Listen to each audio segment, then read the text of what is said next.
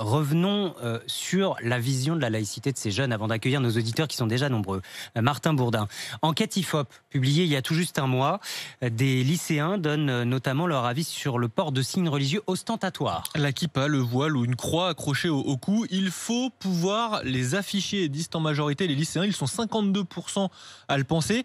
C'est 2 fois plus important que dans la population adulte. Ils estiment aussi que les parents accompagnateurs doivent pouvoir porter ce qu'ils veulent. Pour les lycéens, la laïcité a 3 vertus.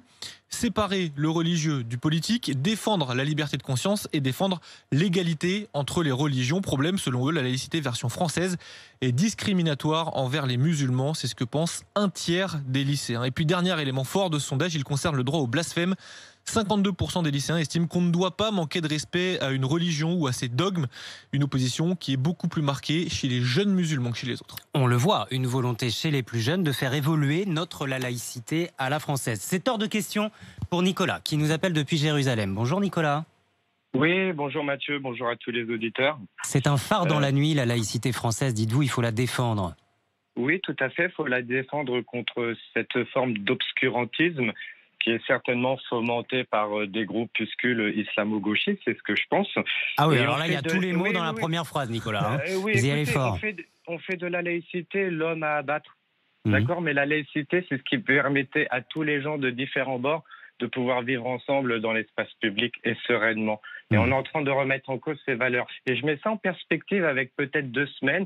Il y a eu des sondages qui ont dit que dans la jeune population adulte, beaucoup de jeunes de 25 à 34 ans adhéraient de plus en plus au Front National. Et comme par hasard, 2 semaines après, vous avez Marlène Schiappa et tous ces politiques, certainement pour un dessein politique, c'est de la manipulation électorale. On est en train de mettre les gens en danger. Justement, soyons un peu au-dessus de tout ça, Nicolas. Vous dites, parlons du fond, vous dites c'est de l'obscurantisme, c'est-à-dire les jeunes qui, au lycée par exemple, veulent porter un signe religieux, puisque visiblement ils sont majoritaires à vouloir le faire d'après cette enquête, pour vous c'est de l'obscurantisme? Écoutez, vous savez, quand on de est vouloir jeune, porter une croix, une kippa ou un voile. Oui, parce que je pense que d'une certaine façon, quand on est jeune, on est facilement manipulable, même si on peut être intelligent, et on est bien loin d'avoir ce retour d'expérience que nous confère la vie d'adulte. Et je pense que voilà, les jeunes sont loin d'avoir tous les tenants et les aboutissants et la portée de ce que ça veut dire. Donc c'est une question de génération, quoi.